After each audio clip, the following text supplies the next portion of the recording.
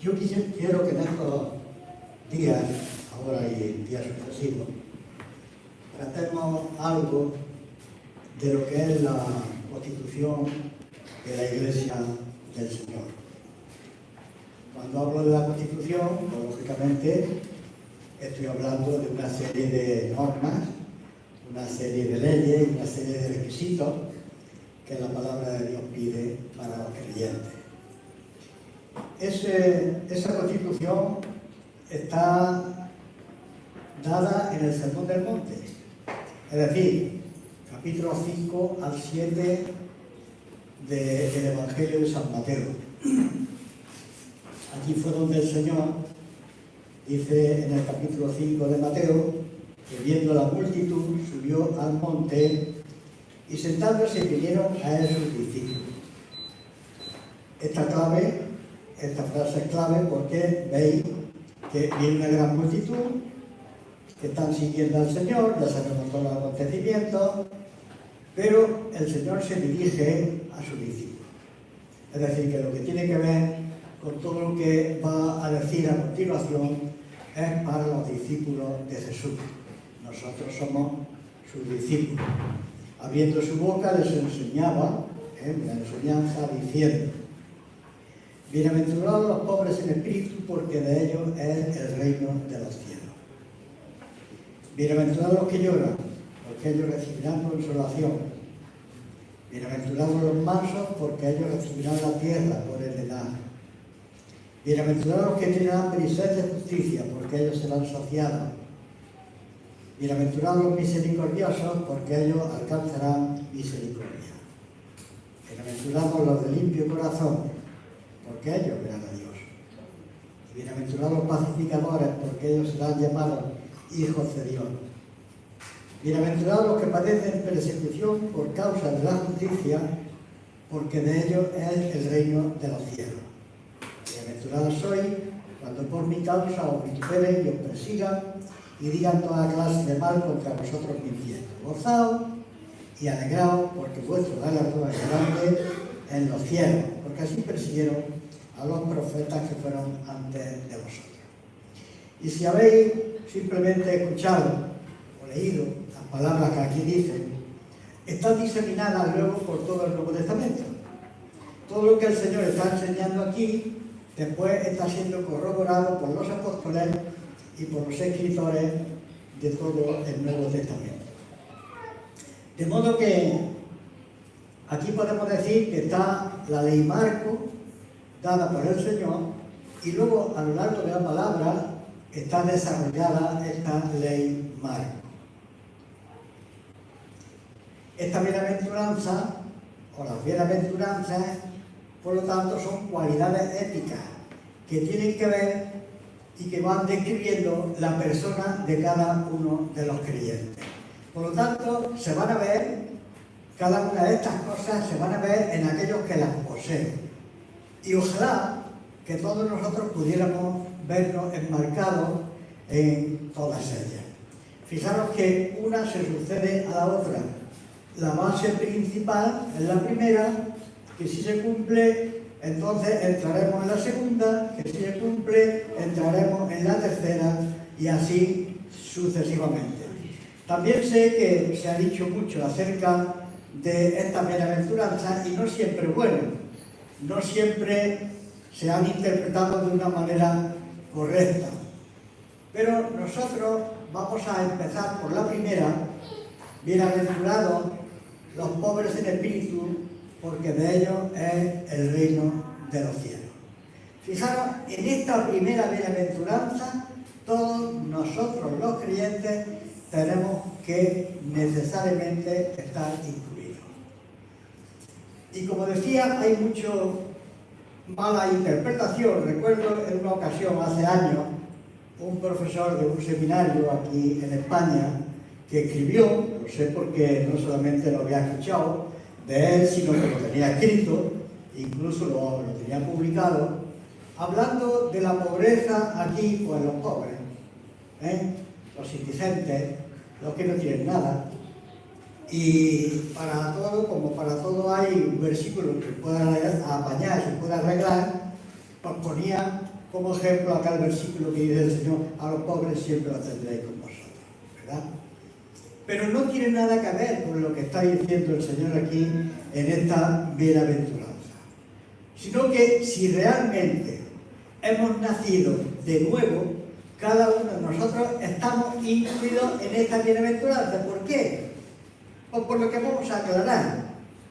Porque hemos de empezar aclarando que la pobreza de la que el Señor está hablando aquí, la que está diciéndonos en el texto, no es en ningún caso un elogio a la pobreza material, porque el Señor no quiere que no nos falte de nada, si la enseñanza a lo largo de toda la Biblia es justamente lo contrario. El que no nos negó ni a su propio Hijo, sino que lo dio por nosotros, como nos dará también con Él todas las cosas. No os afanéis por el día de mañana, qué comeremos, qué vestiremos. El Señor sabe de cuántas cosas tenemos necesidad. Y el Señor, en su vida práctica, pues también enseñó, por aquella multiplicación de los panes, que Él cubría las necesidades de aquellos que le siguen. Pero mucho más.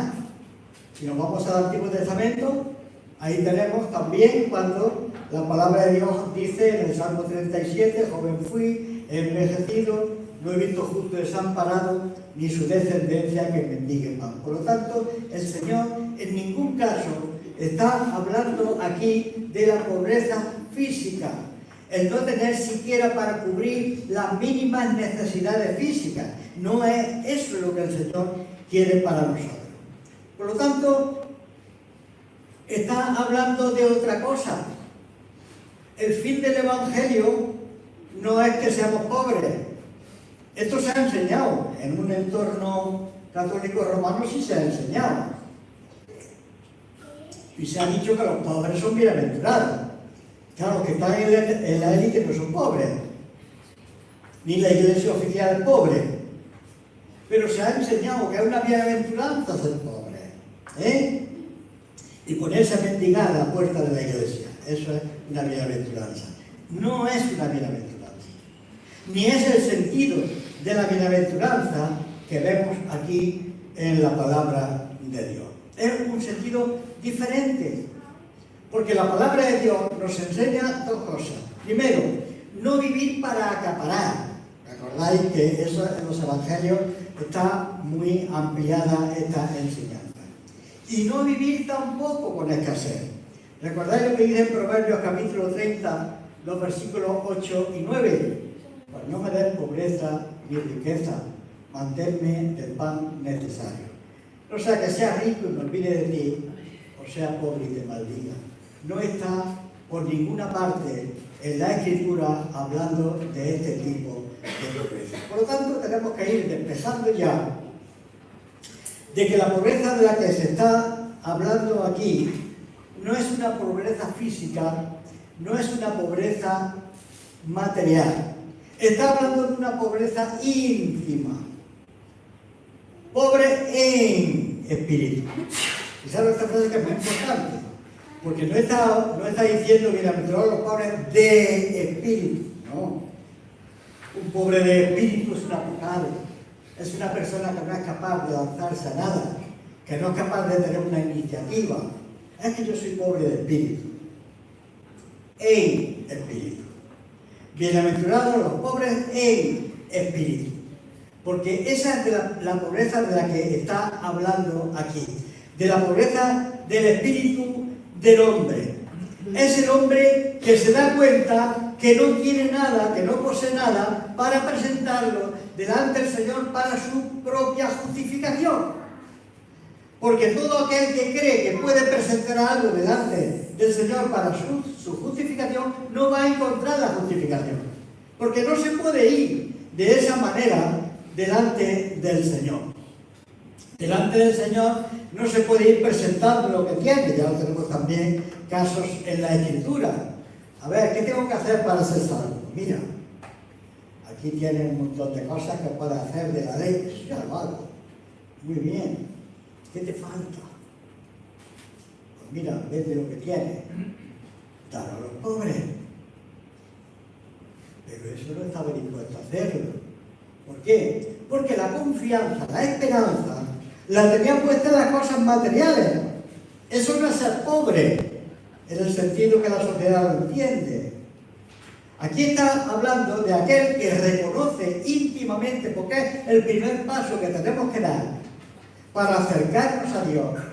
Es que si no vamos delante del Señor con esa seguridad de que o Él nos da todo lo que nos falta o no tenemos nada, o Él nos justifica con su sangre o no somos justificados por nosotros mismos, y nuestras obras y nuestras acciones y nuestras bondades no sirven absolutamente para nada delante del Señor para nuestra justificación.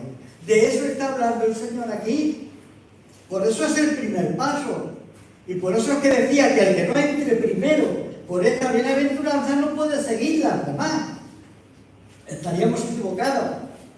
Estaríamos cometiendo un gran error de camino, de orientación. Porque para llegar a Dios es necesario, dice la palabra, que el que se llega a Dios crea que le hay.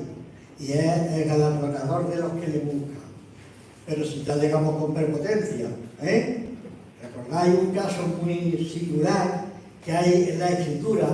Cuando aquellos, creo que también Mateo, dice, Señor, en tu nombre hicimos milagros, en tu nombre hicimos muchas señales, en tu nombre hicimos.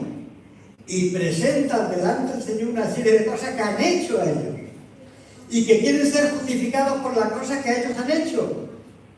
Y el Señor le dice, pues yo no os conozco. ¿Por qué? Porque no se han reconocido espiritualmente pobres. Y porque no han recurrido con esa pobreza espiritual al Señor para ser enriquecidos. Y el Señor habla de que Él, el rico, se hizo pobre para que en su pobreza nosotros fuéramos enriquecidos.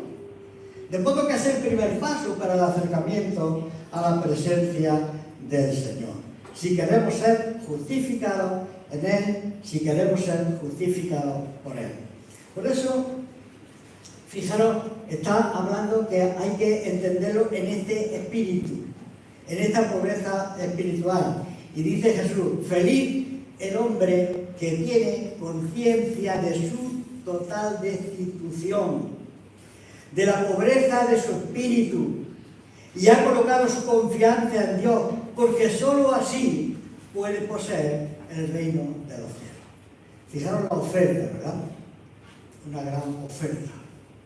Un reconocimiento de la pobreza espiritual, de la incapacidad para alcanzar algo de Dios, para que todo sea por gracia, para que todo lo que recibamos sea por la misericordia de Dios.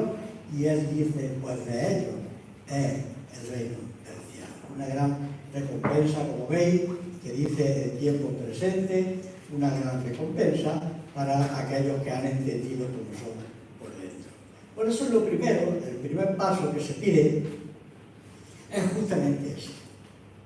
Llegar al Señor y decir, Señor, no tengo nada que darte por mi salvación, no tengo nada que ofrecerte, mi vida es un desastre, mi vida está llena de pecado y solamente tu gracia salvadora hará posible mi acercamiento. Y dice el Señor, bienaventurados los pobres en espíritu, porque de ellos es, ¿veis? Un estado, el del hombre, un reconocimiento de una insuficiencia, la del hombre, y una respuesta de enriquecimiento por parte de Dios. De ellos es el reino de los cielos. Fijaros que cuando uno pone su confianza en Dios de una manera total, ya las demás cosas no tienen ningún valor. Cuando entendemos esto, podemos pensar en aquella parábola del Señor, cuando habla del hombre que es buscador de grandes perlas. No está hablando de basura, está hablando de un hombre que va buscando, en el mar de gente, va buscando entre todo lo que hay, entre todo el catálogo que la religión ofrece, está buscando perlas, cosas de valor.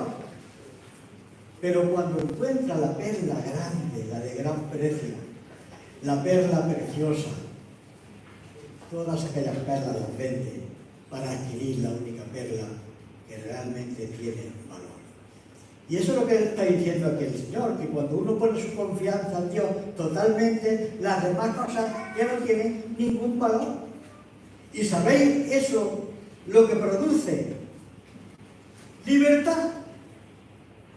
Porque cuando ponemos nuestra esperanza y seguridad en la perla de gran precio, en el Señor, reconociendo nuestra insuficiencia, nos vamos a ver libres de todas estas perlas, de todas estas presiones, de todas aquellas cosas que pensábamos que tenían algún valor para nosotros. Y esas cosas, queridos hermanos, estamos viendo cómo no proporcionan la felicidad a la gente. Hay mucha gente picando de un lugar para otro, buscando de una religión para otra, a ver dónde está lo mejor. Ahora estamos viviendo tiempo de feria, tiempo de fiesta. Y si veis, porque ahora lo ponen todo por televisión, si veis las romerías, si veis cuando sacan a un santo por ahí, por las calles, es tan ridículo lo que se ve, es tan ridículo. El otro día estaba viendo como la gente se subía a un santo. Yo decía, lo van a romper, no son unas cuantas toneladas porque es de hierro, está hecho para eso. Está hecho para eso, para que la gente se suba sin ningún tipo de problema. ¿Eso son perlas? Eso no son perlas. Eso es una esclavitud para la gente, que tiene que estar todos los años haciendo lo mismo. Estaba viendo también otras procesiones y actos religiosos en Italia, cuando Italia pertenecía al Reino de España, a Carlos V. Y yo ya lo esperaba. Esta cofradía, o esta hermandad, o esta procesión, o este acto, es de los tiempos de Carlos V. Pues claro, no puede ser de otra época. Y si miráis, todas las procesiones, todas las cofradías, y todas las hermandades que tenemos por nuestro país, son de la época. ¿Sabéis por qué? Porque era la manera de librarse de la esclavitud, de la imposición, camuflarse de la vara de la Inquisición. Y lo hacían de esa manera. ¿Es una esclavitud o no es una esclavitud? Están esclavizados a todo ello.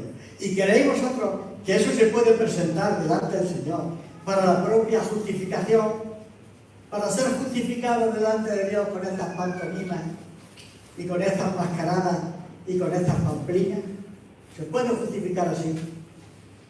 Porque estos no se consideran pobres en espíritu, todo lo contrario, casi tienen ganado el cielo, como ellos mismos dicen.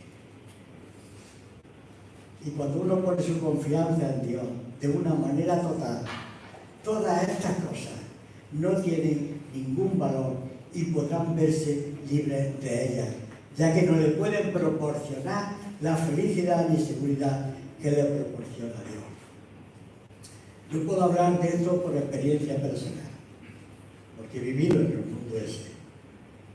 Y en una ocasión tuve la oportunidad de dar testimonio al cura que me bautizó cuando niño, como es natural, y cuando me interrogó por qué era protestante, le digo, porque mira, yo antes cuando era católico no tenía seguridad de salvación y ahora la tengo. No hay otra clave. Y me dijo, que a mí me vas a decir eso, que tú tienes seguridad de salvación si ni yo mismo la tengo.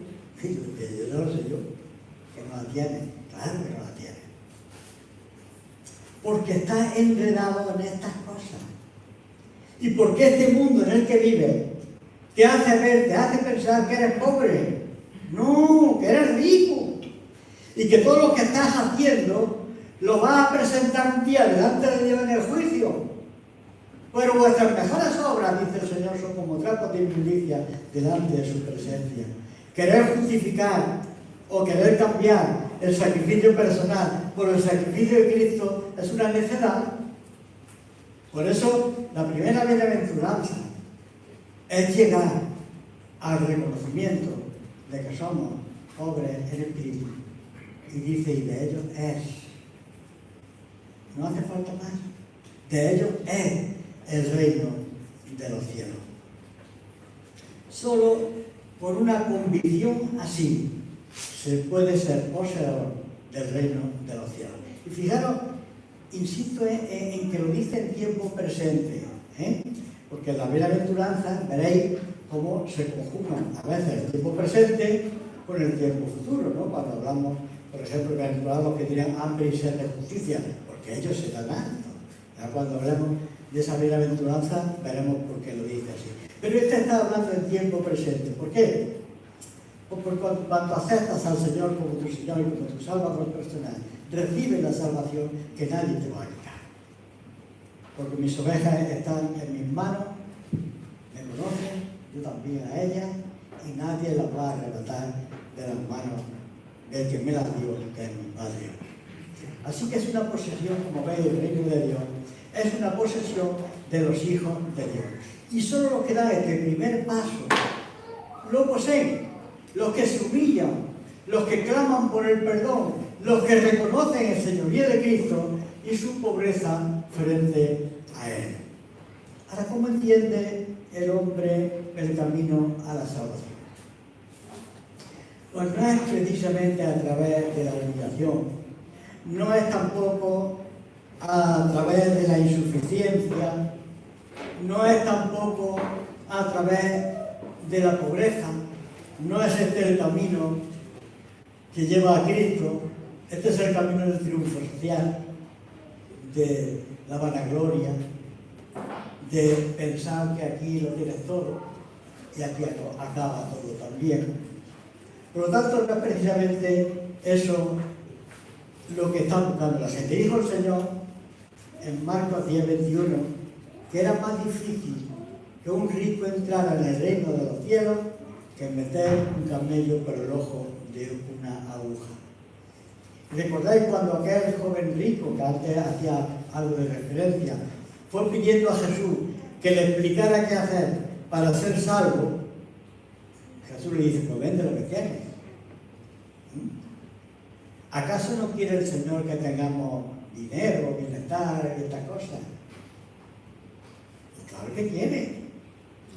Pero lo que tenía este joven rico es su esperanza puesta en lo que tenía. ¿Recordáis también aquel, no? Alma, ensánchate, gózate, fíjate cuánto quieres, ¿verdad? Y voy a hacer unos graneros mucho más grandes. Y el Señor dice, necio, tú no sabes que esta noche viene a pedir tu alma y lo que tienes de quién será. Las cosas de la tierra son de la tierra y se quedan en la tierra. Pero las cosas del Espíritu trascienden, porque de ellos es el reino del cielo. Dice allí en Marcos 10 que se fue triste porque tenía muchas propiedades. No estaba dispuesto a cambiar una cosa por la otra. Y eso estaba demostrando que no estaba dispuesto a renunciar a las cosas de la carne, a las cosas de la tierra, a las cosas materiales, por las cosas espirituales, las cosas del Señor. Bueno, pues los hombres están más dispuestos al propio sacrificio que a aceptar el sacrificio de Cristo y a dar el dinero que se les pida, que acepten humildemente la gracia de Dios. ¿Cuánto cuesta? A veces cuando predicamos decimos, no, es que la salvación es gratuita. Me dice, si tú me hubieras dicho a mí que tengo que pagar algo, lo pagaba. Pero no me vengas ahora con el cuento de que eso es gratis. A veces hemos predicado mal, pensando que estamos regalando la salvación, que estamos hablando de un evangelio barato. ¿Cómo que es gratis? La sangre de Cristo no es gratis. El sacrificio expiatorio del Señor no es gratis. La muerte en la cruz no es gratis. Era algo complicado, era algo difícil, era algo de dolor, problemático. Y lo que hacemos es aceptar algo que se nos da gratis mediante el reconocimiento de nuestra pobreza en espíritu. Entonces sí, entonces lo podremos recibir, pero la gracia de Dios, por eso es gracia. pero el sacrificio no es gratis. Pero sin embargo, cuando se presenta delante de la gente la oportunidad de ser hermano mayor de una hermandad, de una cofradía, y tienes que pagar todos los gastos que supone y tal, ¿no? Yo recuerdo, hay un pueblo por aquí cerca que no voy a decir el nombre, que todos los años, tampoco voy a decir el mes, pero todos los años hay una fiesta, la fiesta del pendón grande y el pendón chico. El pendón es una cosa, una especie de estandarte con la imagen de una virgen. El pendón chico es para los niños, para las niñas, y el pendón grande es para la familia, para las personas mayores. Todos los años los pendones pasan de casa. Este año le toca a uno, el otro año le toca a otro. Bueno, ese día, todo lo que se coma y todo lo que se beba en el pueblo lo pagan las del pendón. Es un orgullo. Pagar algo. Dar algo. A lo mejor te está riendo. Te está riendo porque tú sabes de lo que estoy hablando. Estábamos cerca de tu pueblo.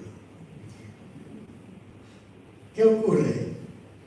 Pues que la gente está dispuesta a dar lo que sea. Porque el hombre de esta manera se siente protagonista de su propia redención. Y de esta manera permanece intacto su orgullo. Al contrario, crece. Porque ha pagado, porque se ha sacrificado, porque ha hecho algo. Y lo intenta a través del dinero. Y lo intenta a través de las obras. Y lo intenta a través de la perfección de la vida, del servicio a los demás, las ONG. El sacrificio personal para que cuente en su haber. Eso no es pobreza en espíritu. Eso no es reconocer la insuficiencia. Eso es querer alcanzar la salvación por nosotros mismos, pensando que esa riqueza le puede servir para obtener el reino de los cielos y de ellos no es el reino de los cielos. El reino de los cielos es de aquellos que se reconocen pobres en espíritu. Porque el reino de los cielos no es de rico orgulloso. Porque en el reino de los cielos no se puede entrar como rico, sino como pobre en espíritu. Y el joven rico no quiso renunciar a la seguridad que le daba el dinero para ponerla en Dios de igual modo. Y todo lo que renuncie a esa seguridad y reconozca realmente quién es el Señor y reconozca su pobreza, tendrá su ciudadanía en el reino de los cielos. Esto es así. Hay un texto en 2 de Corintios, capítulo 8, versículo 9. 2 Corintios 8, 9 dice: porque ya conocéis la gracia de nuestro Señor Jesucristo, que por amor a nosotros se hizo pobre, siendo rico, para que vosotros por su pobreza fueseis enriquecidos. Hay otro texto también en Filipenses, en el capítulo 2, y en el versículo 8, fijaros lo que está diciendo. Dice: y estando en la condición de hombre, refiriéndose al Señor, se humilló a sí mismo, haciéndose obediente hasta la muerte y muerte de cruz. El que era rico, el que era el creador de todas las cosas, llegó a esa situación por nosotros. Por lo tanto, como veis, en esta bienaventuranza decía, tenemos que estar inmersos todos, porque si no, no estaríamos aquí. La siguiente habla acerca de la consolación de Dios, que es bienaventurados los que lloran. Una palabra interesante, la que se utiliza aquí para llorar, penteo. Dice que ellos recibirán consolación. Hay una bienaventuranza por un tiempo futuro. Recibirán consolación. Lo cual nos hace pensar ya que, como dice la Escritura, andando en este valle de lágrimas o este valle de sombra y de muerte, solamente la consolación puede venir de parte de Dios. Pero no estamos exentos de sufrimiento. Mientras estemos aquí en este mundo, no estamos exentos del dolor, no estamos exentos del llanto. Y la palabra que se emplea aquí para el término llorar es la que tiene una connotación mayor para expresar el dolor y el sufrimiento. No es, fijaros, como ese llanto que pueda surgir por emoción o por otras circunstancias. No es el llanto de mi abuela, no es el llanto de mi abuela, no es el llanto de mi tía. Mi abuela y mi tía ya están con el Señor. Y yo recuerdo que venían a visitarme, o iba yo a ellas, y mi abuela, ¿cómo está, hijo mío? Y empezaba a llorar. Mi tía era igual. Mi tía lloraba por menos de edad. Y hay personas que son sensibles al llanto y por cualquier cosa lloran. Y a veces los ves llorar y dicen, no, si no estoy llorando, estoy llorando de felicidad, ¿verdad? Y hay llanto. Pero no tiene nada que ver con este llanto. Porque aquí se está hablando, y la palabra que se usa, es para expresar el dolor ante la muerte. Es el dolor a una separación dura, una separación por el ser querido, el cual lamenta que no lo vas a ver en la tierra, no va a estar contigo, no vas a disfrutar de su compañía. Es la misma palabra que la versión griega del Antiguo Testamento, la Septuaginta, dice para expresar el lamento de Jacob cuando creyó que había muerto su hijo José. Allí lo tenéis en Génesis 37-34.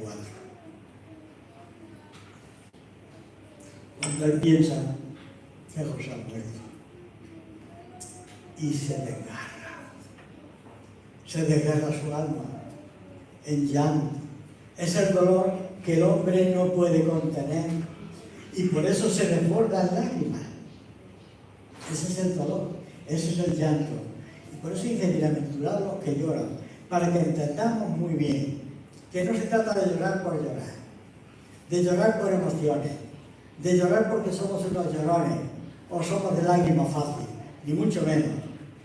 Es un sentimiento profundo que desgarra el alma.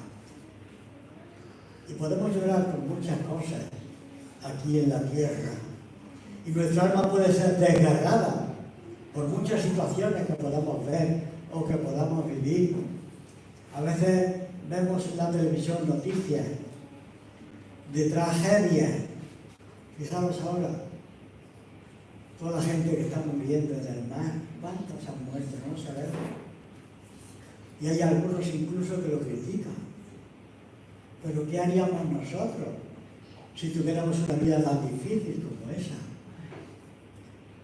Que no es cualquier cosa exponerse a la muerte de esa manera. ¿Por qué?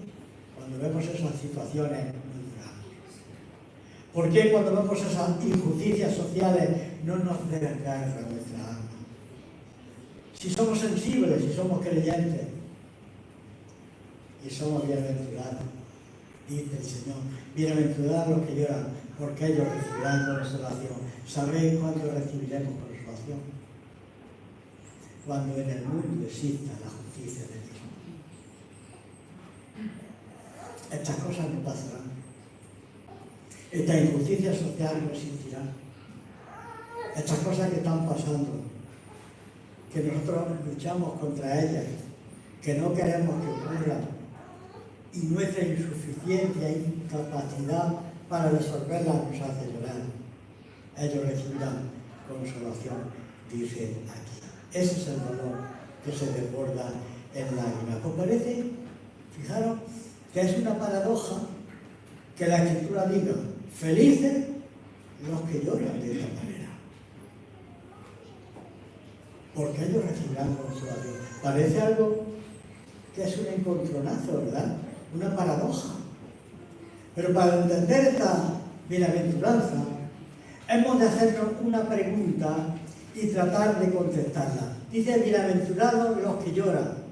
¿Por qué hay que llorar? ¿Por qué hay que llorar? Si las cosas fueran bien, si todo fuera como el Señor quiere que vaya, no tendríamos por qué llorar. ¿Por qué hemos de llorar? Pues precisamente hemos de llorar porque la situación del hombre, el pecado, el diablo que dirige el mundo, está creando situaciones para el llanto. Pero no lloran todos. No lloran aquellos que comercian, aquellas mafias que comercian con estos que los montan en una patera y ya veremos lo que pasa. No lloran a aquellos de la trata de blancas. No lloran a aquellos que están inundando el mundo con las drogas que están matando a tanta juventud y a tanta gente. Esos no lloran. Por lo tanto, no son bienaventurados. ¿Quiénes lloran? Aquellos cuyo corazón ha sido cambiado de piedra en carne. Aquellos cuyo corazón el Señor ha transformado y ha hecho un corazón sensible en nosotros. Aquellos que realmente amamos la justicia social. Aquellos que realmente amamos al prójimo. Aquellos que queremos que todos tengan las cosas que tenemos nosotros. Amar al prójimo como a nosotros mismos. Esos son los que lloran. Y el Señor también lloró ante la tumba de Lázaro. Y el Señor también lloró viendo a Jerusalén. Jerusalén, Jerusalén, que matas a los profetas y apedreas a los que te son enviados. ¿Cuántas veces quise juntar a tus hijos como la gallina junta los polluelos debajo de sus alas y no quisiste? Si tú conocieras lo que es para tu madre. Y crucificaron al Señor. No entendieron nada. Y ahora estamos predicando lo mismo. Y estamos predicando acerca del juicio de Dios y la gente no entiende nada. Y se ríe de estas cosas y comercia con todas estas cosas. Pero no lloran por ellas. Y dice el Señor, bienaventurados los que lloran, porque ellos recibirán consolación. Es tanto como decirnos, tranquilo, tranquilo mis hijos, tranquilo mis discípulos, tranquila mi iglesia, porque se acabará el tiempo y habrá justicia social. Y vuestras lágrimas desaparecerán de vuestros ojos. Nosotros estamos llorando ahora por el dolor ajeno. Estamos llorando por la injusticia del mundo. Estamos llorando por todas las cosas que pasan. Pero un día nuestro lamento se va a cambiar en gozo de una manera literal. Y lo veremos en el reino milenial. Yo sé que hay diferentes interpretaciones y puntos de vista distintos referentes a esta bienaventuranza. Hay quienes dicen que es el llanto por lo difícil de la vida. No, señor. Si fuera eso, por lo difícil de la vida, pues vete ahí a una isla donde no veas a nadie, que es lo que han hecho muchos religiosos, o meterse en un convento, en una clausura. Ya no ves lo difícil de la vida. No se trata de un llanto tan simple por lo difícil de la vida. A veces vivir una situación difícil y de dolor te ayuda a descubrir el amor de Dios, ¿o no? Estamos viviendo una situación difícil, estamos orando por una situación difícil y hay una respuesta de parte de Dios a nuestras oraciones y eso te ayuda a descubrir el amor de Dios. Claro. La voluntad y el amor de Dios, claro que sí. O lo que es una buena amistad. Ahí cuando leemos el libro de Job, los primeros capítulos, ahí vemos los amigos que vienen a Job, se ponen a su lado, no hablan absolutamente nada. Y mejor que no hubieran hablado nunca. Pero la presencia de un amigo en un momento determinado es muy importante. Y puedes llorar por dentro, ¿verdad? Pero eso te ayuda a descubrir lo que es una buena amistad. Llegamos a Proverbios y dice, en todo tiempo ama el amigo, es como un hermano en tiempo de angustia. Y la traición a la amistad también dice Proverbios, como el que enloquece y echa saeta y fuego y muerte, tal es el hombre que engaña a su amigo. La amistad se puede descubrir también en momentos difíciles. Una situación que puedas vivir normal, pues puede incluso a darte cuenta de que lo que tú aparentemente pensabas que era algo rutinario, estás descubriendo que no lo es. Y estás descubriendo que detrás de eso, o del silencio, o de la presencia, o del que no creía en ningún momento que podía ser una buena amistad, podía ser un buen amigo, ahí está también. Y llega alguien y te dice, mira, estoy orando por ti, pero yo te conozco. Ya, pero estoy orando por ti. Esta mañana me pedían oración la hija de Josefa, de Jumilla, me pedía oración por su madre porque la han descubierto un cáncer. Y dice, no sabemos este año si podremos ir al campamento o no, estamos en esta situación. Y es que cada vez que escuchamos noticias de este tipo, y cada vez más jóvenes, esta mujer no es joven, pero una mujer que ha estado toda su vida sana, uno ya no sabe qué pensar. Pero todo esto te enseña a ver la realidad de la vida y a que te duela, a sentir dolor, que te pueda hacer llorar viendo la realidad de la vida y no viendo lo superficial. Hay que divertirse. ¿Para qué? Para olvidarte de los demás, para no ver más. Esta mañana estaba escuchando el programa Evangelio, supongo que vosotros también, supongo. Una de las preguntas, ¿cuándo es mejor para los jóvenes salir? ¿A media tarde o por la noche? Yo estaba alucinando, escuchando aquello alucinando. Y decía a los jóvenes, creo que es mejor por la tarde. Tienen que salir a tomar algo, ¿verdad? ¿Qué tiene que ver eso con la Biblia? ¿Qué tiene que ver eso con los sentimientos que tienen que originarse en el creyente viendo la situación que estamos viviendo? ¿Qué tiene que ver eso? ¿Qué tiene que ver eso con llegar y presentar un evangelio que solucione el problema de la gente y hacerles ver la realidad? No es lo superficial, no es divertirte, no es escuchar música y inhibirte de la realidad que después te dicen. O puedes ver el sufrimiento de la gente. Bienaventurados los que lloran. No dice los que se divierten, dice los que lloran. Claro que sí. Sin embargo, la primera bienaventuranza que hemos visto nos llevaba a valorar lo auténticamente importante. ¿Qué es lo auténticamente importante? Dios. Reconocer nuestra pobreza y la grandeza de Dios, la riqueza de Dios. No concediendo importancia a lo temporal. Y para los súbditos del reino, el dolor es temporal. Ya que Cristo viene a quitarnos el dolor. Fijaros ahí en el libro de Isaías, casi al final, del 61, los versículos 1 y 2 dicen: el Espíritu de Jehová el Señor está sobre mí, porque me ungió Jehová, me ha enviado a predicar buenas nuevas a los abatidos, a vendar a los quebrantados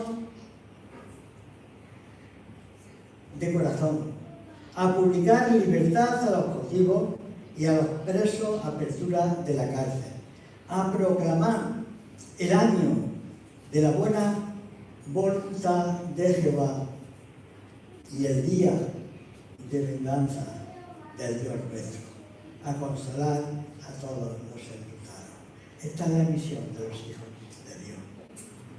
Y eso no se puede producir si no eres capaz de llorar con lo que llora, ¿verdad? De llorar por una situación real y conocer esa situación real y conocer realmente lo que significa identificarte con el prójimo. Sin embargo, el creyente debe llorar con los que lloran, como debe también reír con el que ríe, que es más difícil, porque alegrarte del bien de los demás es complicado, complicado. Imaginaros un caso, es por un caso, ya que tenemos aquí estudiantes. Os vais a presentar tu amigo y tú a un examen, a una oposición, si queréis más todavía. Y ahora tú suspendes. Y tu amigo, tu compañero, aprueba.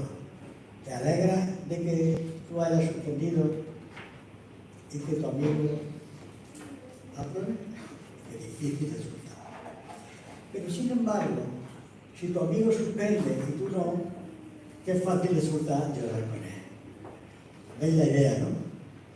La idea bíblica de reír con el que ríe y de llorar con el que llora. Es una identificación real, no es ficticia, no es hipócrita. Es reír con el que ríe realmente. Y debes de preocuparte por él, y debes de sentir como él, y los sufrimientos, las penas y las necesidades de los demás, hacerlas nuestras. Yo sé que esto es complicado y que a veces nos complica a nosotros mismos la vida y nos produce mucho dolor porque no podemos solucionar todo lo que quisiéramos. Y esto está en esta bienaventuranza. Pero no es solo esto. Si tenemos en cuenta la primera, esta es la segunda. Decía que una se apoya en la otra. Si el primer paso era reconocer la pobreza espiritual para acercarnos al Señor, este es el segundo paso. Y el segundo paso que da todo aquel que entra en el reino de Dios. Los que lloran por sus propios pecados y por su propia indignidad en primer lugar. ¿O no? Esos sentimientos, mirad lo que dice en 2 de Corintios, capítulo 7, versículo 10, 7-10, dice: porque la tristeza que es según Dios produce enriquecimiento para la salvación, de que no hay que arrepentirse, pero la tristeza del mundo produce muerte. O sea, tú puedes estar triste por situaciones que puedas vivir, que puedas contemplar, pero hay una bienaventuranza aquí, ellos serán consolados. De modo que esa tristeza para un creyente produce consolación, pero para el no creyente produce la muerte, porque le va a llevar directamente a la condenación, a la muerte. Esta no es una tristeza, un llanto surgido ante la contemplación de una situación de dolor. Como veis, es una tristeza según Dios. No es una tristeza según el mundo. Es la tristeza según Dios que te lleva al arrepentimiento. Ese fue el mensaje de Cristo al primero: arrepentíos. Reconocer tu pecado, arrepiéntete. Estás llorando por tu situación, arrepiéntete. Y solo mirando a la cruz de Cristo y viéndolo allí clavado, podremos darnos cuenta de las consecuencias de nuestro pecado. Yo no he sido capaz, ni creo que vaya a serlo, de ver la película esa de Jesús. No la voy a ver. El sufrimiento de Jesús, por mucho que se quiera representar de una manera cruel, fue más cruel todavía. Porque no era solamente la apariencia física, era lo que había por dentro. Ya mismo en aquella palabra, Dios mío, porque me has desamparado. Y no un sufrimiento completo. Fijaros, voy a poner un ejemplo. Los ejemplos siempre son tomados de la realidad. Había un joven que andaba en la mala vida, andaba en el alcohol, en las drogas. Sus padres le advertían una y otra vez que por ese camino acabaría mal. Y ellos sufrían, y sufrían, como es natural, mucho por la vida de este niño, de este joven.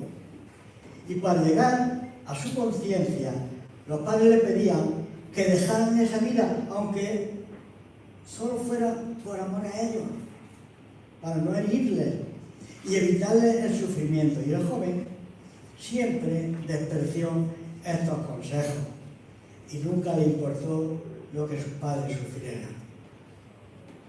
Llegó el día en que una sobredosis de heroína le colocó en las puertas de la muerte. Junto a su cama, ¿sabéis quién estaban? Sus padres. Ahí estaban los padres. Y cuando este joven los miró y les vio el rostro de dolor, se dio cuenta de las consecuencias que en ellos habían producido su mala vida de pecado. Esto no es un invento. El otro día estaba yo viendo un programa en televisión y salió un joven haciendo esto que se llama Ra, ¿no? Creo que se llama Ra. Y allí estaba su madre. Y estaba contando su historia, el sufrimiento que la droga había producido, no solamente a él, sino a sus padres. Y estaba diciendo que ya había salido de aquello. Había que ver la reacción de la madre cuando él hablaba de su situación, la tristeza que había en su rostro, cuando hablaba de la salida, la alegría que había en su rostro. Cuando veamos al Señor Jesucristo ocupando nuestro lugar, padeciendo todo aquel sufrimiento por nosotros, entonces nos daremos cuenta de lo que tenemos.